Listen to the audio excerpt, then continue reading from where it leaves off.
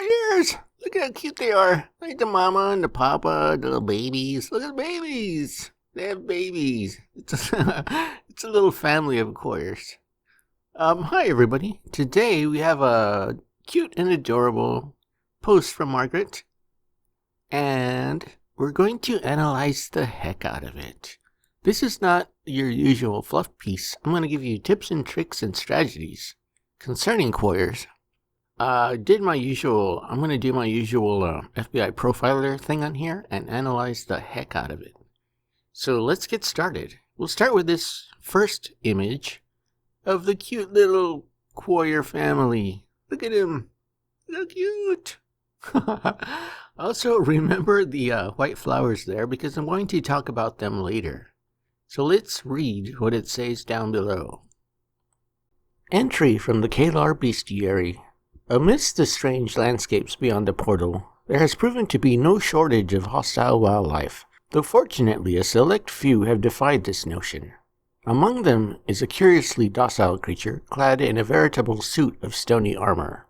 After observing its rampant propensity for excavation using its long claws, the researchers investigating it dubbed the creature a Quarrior. Okay, so what do we learn from this paragraph? We learn that it loves to dig, and that it's friendly, docile, which means it's easy to catch.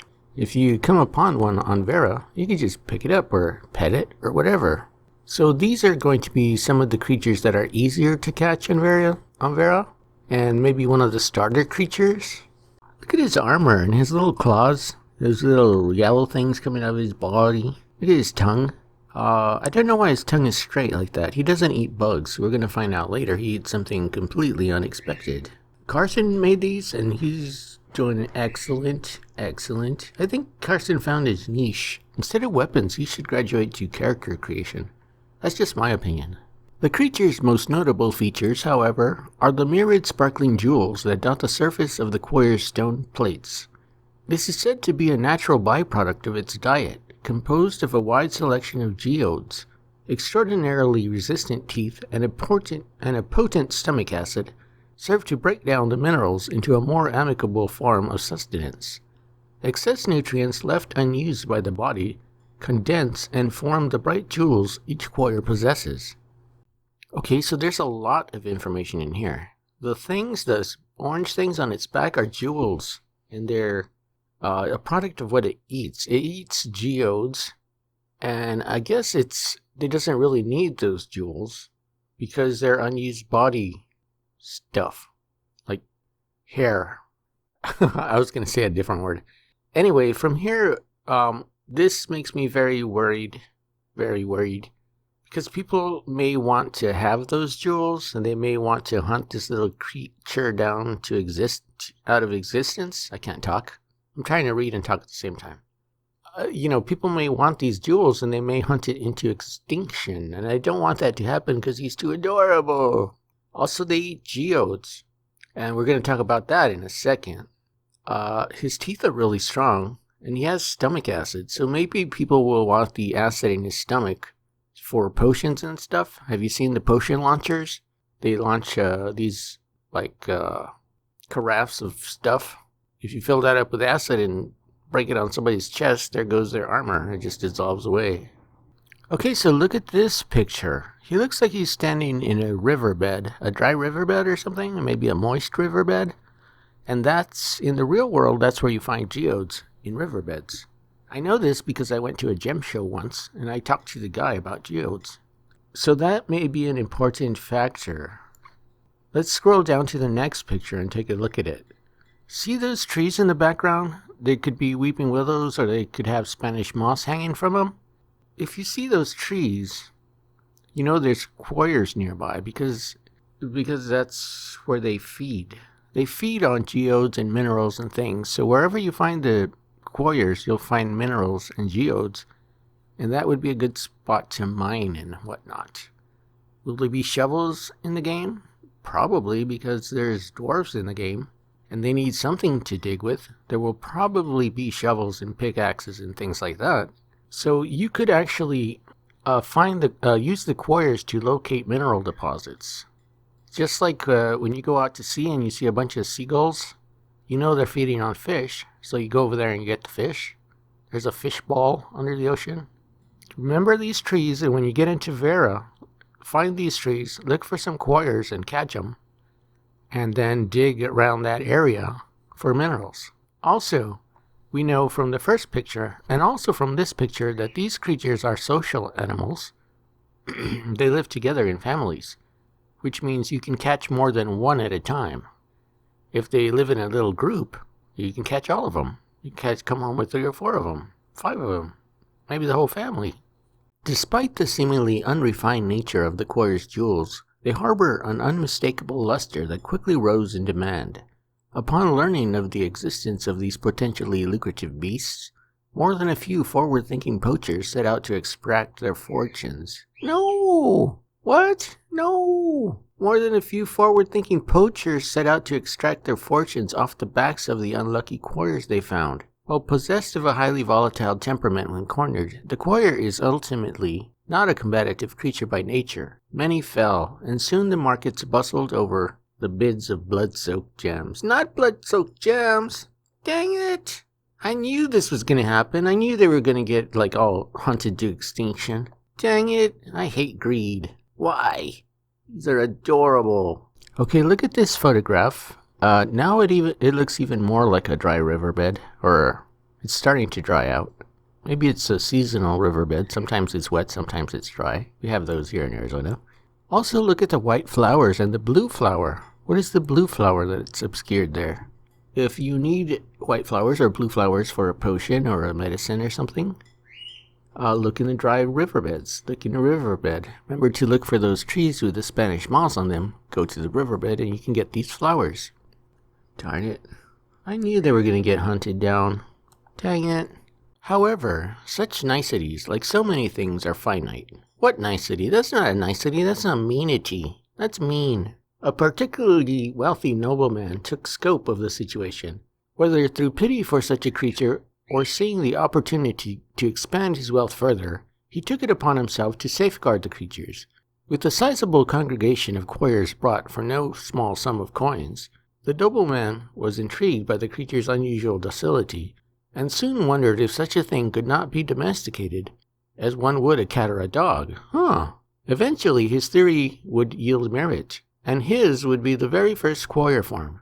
Many soon followed, and the quarrior now finds itself in a position of high esteem, not only for its gems, but its natural ability to excavate, proving to be a remarkable boon in carving civilizations from the rock and stone of the New World.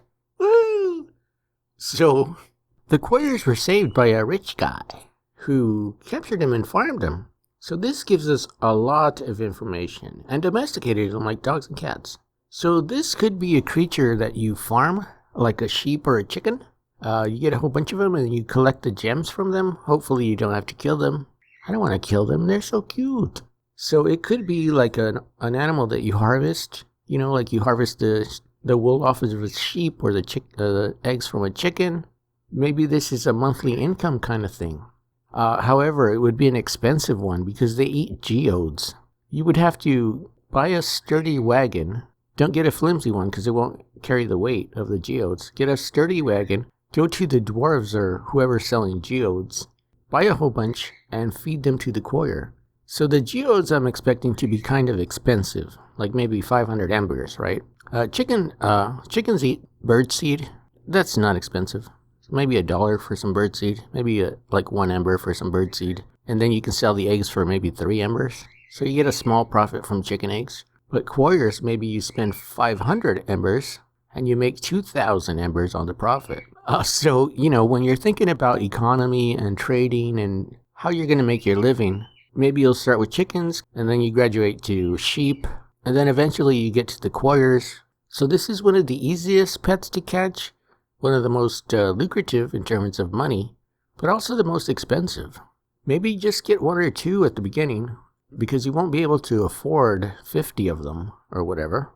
And then as your wealth increases, you can get more of them. You just go catch them, you don't even have to buy them.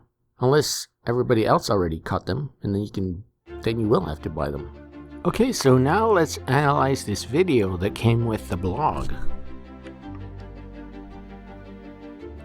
This is different than the one we saw previously. In this video, we see more of the way the Quarrior moves. This is how it looked like when it first started out as just a drawing. And then they gave it to a different artist and they drew it into this, which looks a lot more realistic. Then somebody gave this drawing to Carson and he turned it into this. Look at how cute. Oh, look at the little feet. Look at it. Look at it. It's got wrinkles on its skin. Look how much they detail. They even put the wrinkles on the skin and made the skin look realistic and stuff. Look at the little nose. That was cute. Oh, he's got scratches on his armor. Some little scars, battle scars, maybe from rocks, maybe from other Quarriors. We don't know. Ooh, look at those big claws though. Good for digging. These are good for digging. Kind of remind me of garlic, but it's good. Look at him. Look at him. It looks like he's wearing an earring, but it's not. That's his ear. It's a big one. So now we're gonna skim animated. I don't know whose job it is to do the animation. I probably know, but I can't think of it right now because I just woke up. You see him kind of like barking, dodging or something. Oh no! Somebody hit him in the head. No! Oh!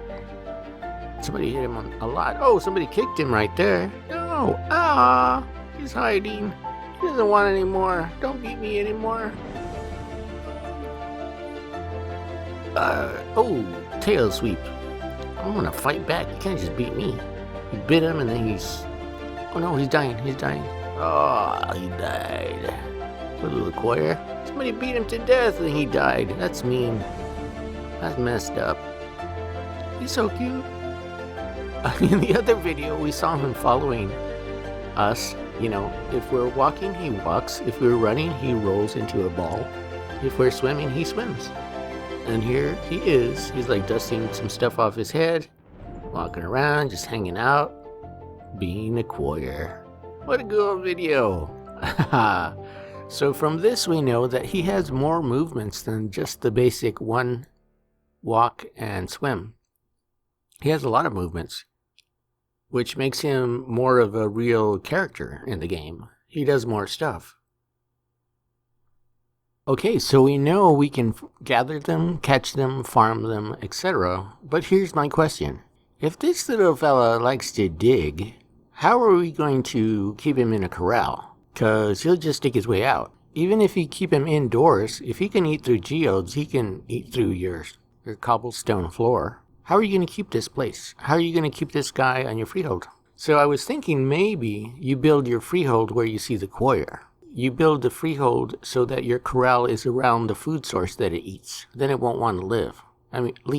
It won't want to live? That's not nice. It won't want to leave. So for instance, we go to the riverbed where they're eating and we build our freehold there and you build a corral around the Quarrior. So then the Quarrior's happy. He's in his natural habitat. She's in there eating rocks and whatnot and she doesn't want to leave. So maybe that's how you do it. Because if you just get a bunch of Quarriors and you put them on their freehold and there aren't any rocks on your freehold for them to eat, they're just going to dig their way out and go away. You either have to keep them well fed constantly, never let the food run out, or build your freehold where their food source is. Of course, all of this stuff could be not true. It could just be true in my imagination. I don't know if they're going to be found over the mineral sources. I don't know if they're going to be found near the trees with the Spanish moss, or if the person who made these pictures just wanted a backdrop. I don't know how realistic Steven wants the game to be, but we do have clues. We know that pretty much everyone who works for Steven is an artist/programmer, and programmers make a living with logic. You can't be an illogical programmer.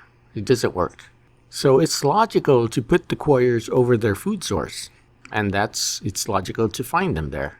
Also, we know that Steven likes realism. Did you watch the Twitch cast where he's talking about the trees? How is the tree and the house going to work together? And he said there maybe, a Kalar has a magic bean and they put the bean on the ground and play a magic tune on the flute and then it grows into a tree. Or maybe the trees are ants and they walk around. And then he said this. I'm just saying, Devin brought up some good points about these trees, and now we have to work our way around them mentally. Like, how does that actually happen? Okay, I see. So we know Steven wants there to be realism in this game.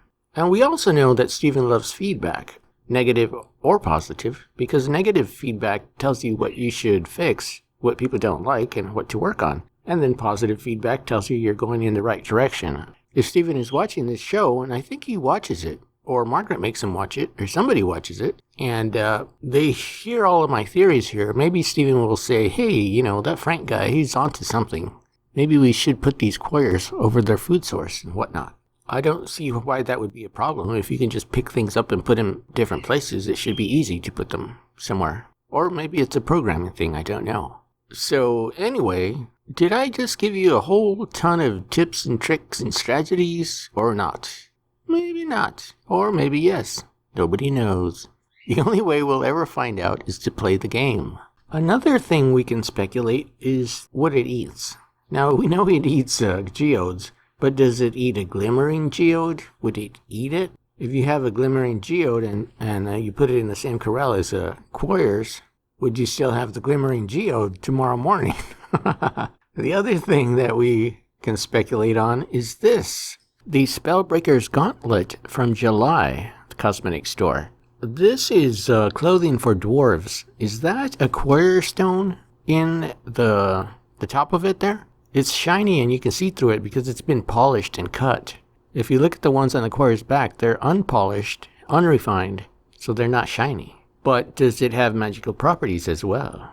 Or do the dwarves know how to imbue them with magical properties? It would be logical for a dwarf who loves to dig to have a pet who also loves to dig. So now some of the pieces from the past are coming together with pieces in the present, and we're getting a bigger picture of things. We can maybe see how the Quarrior stones will be used. Actually, you know what? I think I thought about it some more, and Spellbreaker's Gauntlet means that the gauntlet has the power to block spells. So maybe the Quarrior itself is immune to magic, and that's why its gems are so sought after.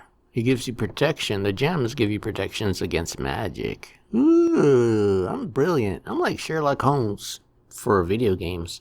If Sherlock Holmes had a son who played video games, it would be me. And that's the Quarrior show for today. Hopefully, give you lots of things to think about, lots of inside tips and tricks and strategies. Enough so that it makes you want to subscribe. I always try to sneak that in somewhere. I try to not be obvious at the end and stuff. I like sneaking it in.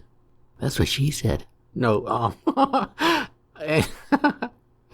Anyway, if you liked this show, and I hope you did, give it a thumbs up, tell your friends about it, make a sandwich and name it after me, and subscribe. Thanks for watching.